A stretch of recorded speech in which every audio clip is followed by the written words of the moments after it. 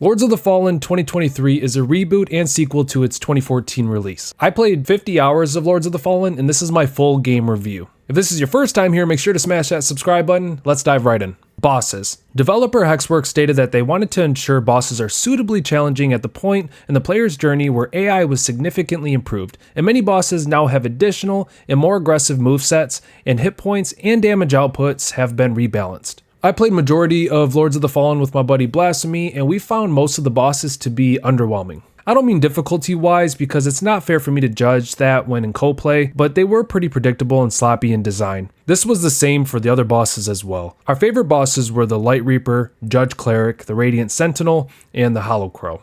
I'm not a crazy gamer, aka I suck, but all in all I will say I enjoyed them for the most part. Hexworks executive producer Saul Gaskin also recently stated, alongside the significant progress already made to performance and stability, we're confident the latest difficulty balancing updates truly nail the sweet spot between challenge and enjoyability.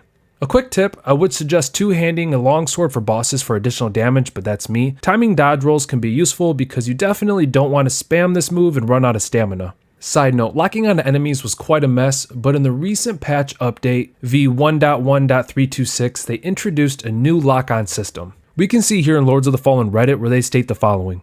We've extensively tested various options and we believe that the simpler approach of locking on to the center of the screen is the best choice. Therefore, this is now the new default. You also have other lock-on options including Legacy, which maintains the default setting prior to this patch. In the settings, you can now select your preferred lock-on priority system. Performance. I wish Hexworks put more time into the stability, bugs, and performance issues before the release. I received a mention from a viewer who experienced a bug on Xbox Series S where they mentioned after knocking out the Light Reaper, he comes back with the dragon.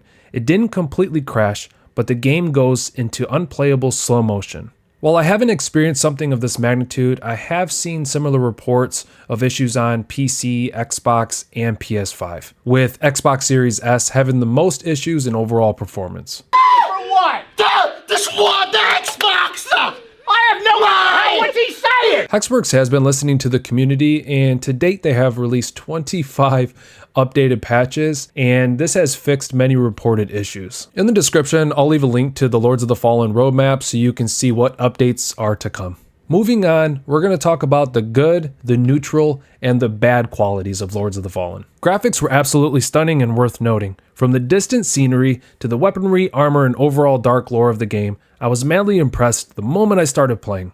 Experiencing this in co-play, which also had its issues, made the game even more enjoyable. And let me add, you can do co-play the entire game. Legit. Next up is the neutral qualities. At first, every time you rest and get back items, it seemed really cool. We're talking the obvious.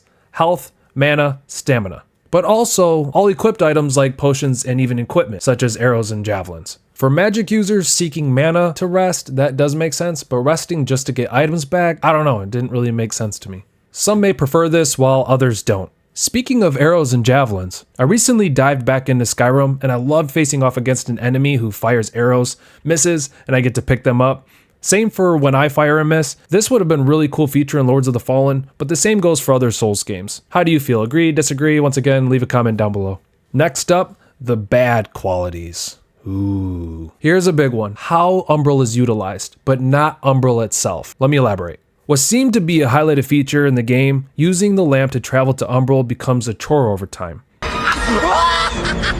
It's cool, don't get me wrong, but the frequency of times that they force you to go there to solve a quick 5-second puzzle to just return right back to Axiom can be quite annoying. However, the concept was very good, the delivery was fair, and the transitioning from Axiom to Umbral was very impressive. My issue is that they should have came up with a way to solve puzzles in Axiom as well as Umbral as opposed to just Umbral itself. You know when you're in Axiom and something is wrong or something is missing, the answer is simply to go to Umbral. I would have just liked to see these puzzles diversified.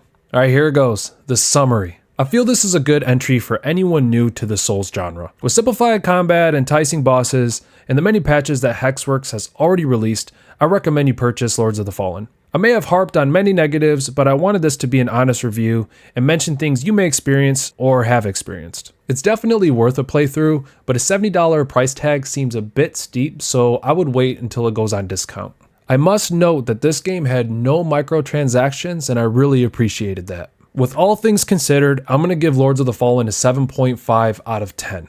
If you want to see a complete playthrough of Lords of the Fallen, all you have to do is click on the screen and that'll take you over there. I'll see you in the next video. Peace!